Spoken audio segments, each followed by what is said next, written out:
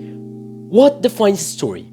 Is it the characters, the plot it follows throughout the journey, the realism of the world around you, or is it the ending you achieve after so many hours of sweat, tears, and blood? Well, maybe not that last one, but you get the point.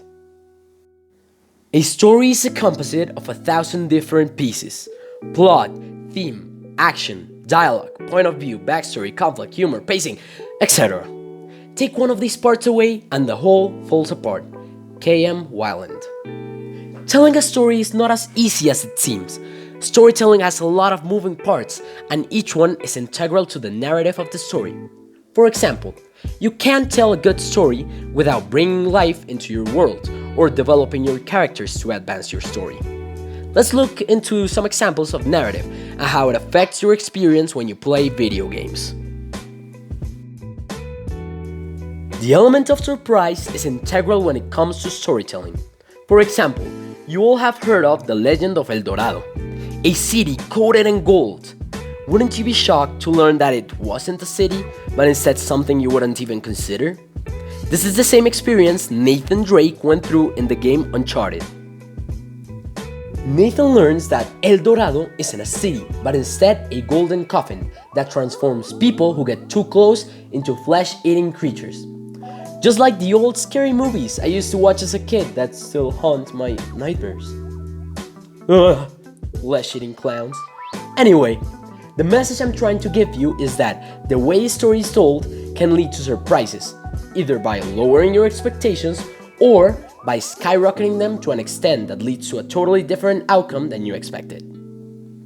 I'm not saying that all good stories should have twists and turns, or that Uncharted is only a good game because of this, but plot twists are always welcome as long as they are well executed. Let's turn the page and talk about something else.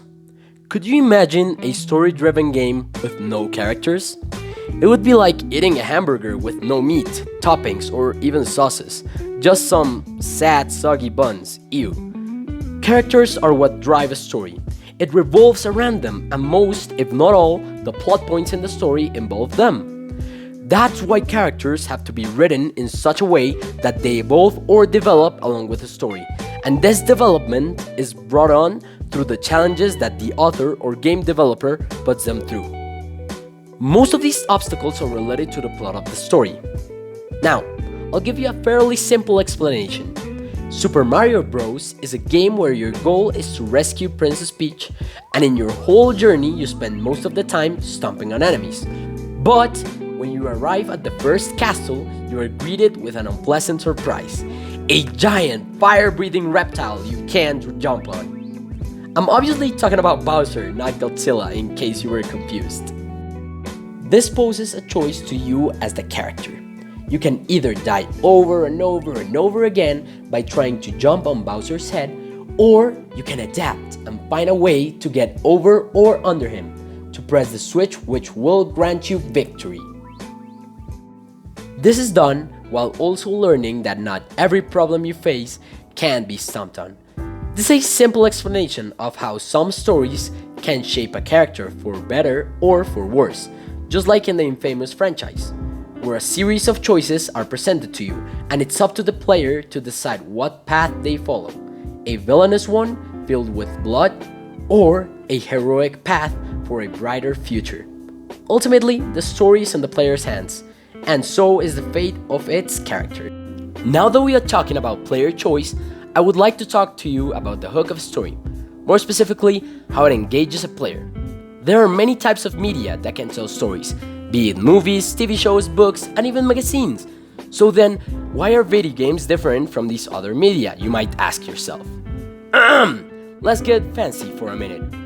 The line has been blurred between producer and consumer, where in the context of video games, the former would refer to the developer, game designer, or writer of the game, and the latter to the player or the reader, more than a traditional narrative ever could.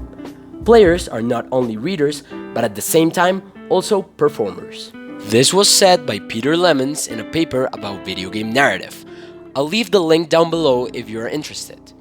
The point Lemons is trying to make is that the player also takes part in the quote-unquote creation of the story, since they decide which levers to pull or what characters they want to save. All of this to create a more engaging story. The level of engagement on a story depends on many variables. For example, the characters, the questions that appear throughout the journey, and the impact the ending has on the characters and you. Since I already talked about the characters, let us dive deeper into these last two ideas. The questions, or the mystery of the story, is key if you want to engage your audience. Imagine this: you are Mario Jumpman Mario. Yes, that is his real name. And you set the goal of rescuing Princess Toadstool from the clutches of evil Bowser. You wander throughout the game where the princess is being held, and when you finally defeat Bowser, you expect your adventure to be over, but well, no. This thing shows up in almost every castle, making you wonder if you should throw his mushroomy head from the 10th floor of the castle or just keep looking for Princess Peach. God, he makes me angry. Sorry for my emotional outburst there. Let's just move on. Wondering can be a wonderful tool to keep your audience on the edge of their seats and asking what's next. But sadly, all stories come to an end. This is where all the character building, the plot elements, and the adventure become one to place the golden locket at the end of a story. Endings are varied. There are sad endings, happy endings, mind-boggling endings, and even ones which make you question the whole experience. It all depends on how the game writers wanted the player to feel based on the ending, be it a melancholic feeling because the game ended on a bittersweet note, or anticipation, in the case the ending didn't finish the plot lines it had set up. In any of these cases, game endings usually tie up the story, and if you were engaged enough, they leave a little piece of themselves in your heart. So far, this video has been all sunshine and rainbows, but not all things in life are like that. All of the examples I have given to you can be considered good storytelling. Then, what is bad storytelling? A story is like an old loaf of bread. When you cut into it, you may find delicious white bread, or on the nastier side, you can find moldy, disgusting bread. Bad stories are caused by a lot of variables, but the most notable ones are predictability or bad character design. Predictability, by definition, is the state of knowing what something is like and when something will happen. This means that the player becomes bored when they know what might happen in a story. If I already know what will happen, then why do I keep playing? What's the point?